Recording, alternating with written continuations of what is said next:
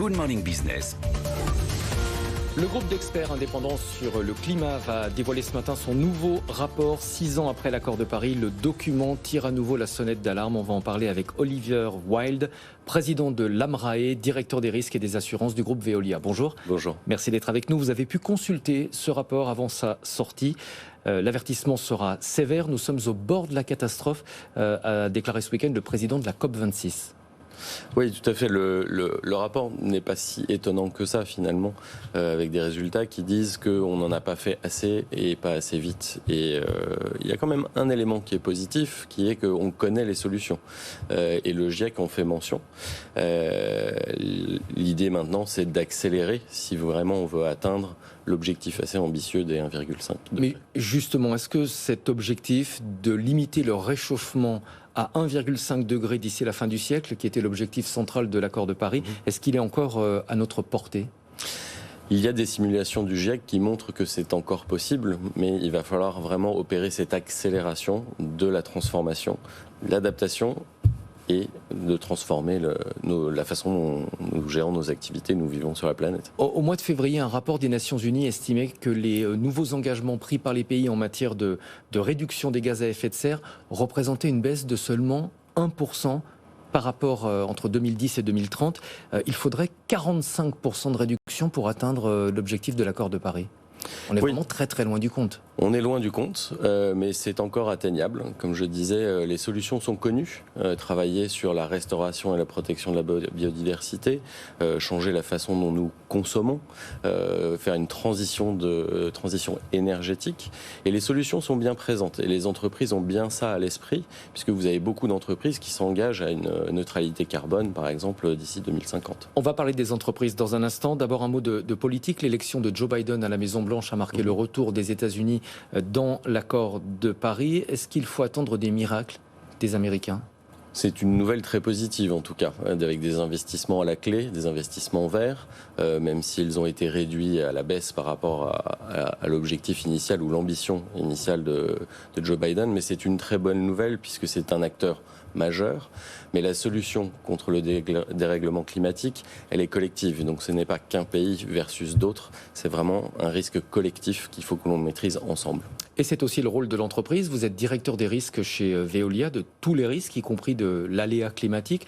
Comment est-ce que vous évaluez cette urgence climatique et surtout comment est-ce que vous travaillez pour tenter de maîtriser cette situation ? Alors comme tous les risques managers, notre rôle c'est l'anticipation. L'anticipation pour voir quels sont les scénarios justement proposés par le GIEC et comment on va s'adapter. S'adapter sur deux éléments, deux fronts. Les événements catastrophes naturelles, par exemple, liés au dérèglement climatique, ça, on ne va pas pouvoir les changer à court terme. Ils vont se produire avec une intensité plus forte et une fréquence plus forte. Et donc là, l'entreprise est obligée de s'adapter et faire preuve de résilience, que ce soit l'entreprise ou les territoires et les collectivités d'ailleurs. L'autre élément, c'est de voir comment l'entreprise va opérer sa transition pour justement lutter contre le dérèglement climatique. Donc il y a vraiment l'adaptation et la résilience qu'il faut travailler avec l'aide du risk management. Au rythme actuel du réchauffement climatique, le coût des dommages économiques est estimé à 1 700 milliards de dollars par an à l'horizon 2025 et à 30 000 milliards de dollars par an à l'horizon 2075. 30 000 milliards, pour donner un ordre de grandeur, c'est 11 fois le PIB de la France, 1,5 fois le PIB des États-Unis. Quand on voit ces chiffres, on se dit que les assureurs ne pourront absolument pas couvrir ce risque.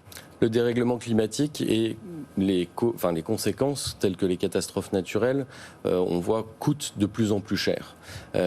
Donc là, une fois de plus, il n'y a pas d'assurance sans gestion des risques. Il faut pouvoir démontrer au monde de l'assurance que nous opérons une transformation, que nous protégeons nos actifs d'une façon meilleure et que nous pouvons naviguer face à ces chocs-là pour que l'assureur ait aussi confiance.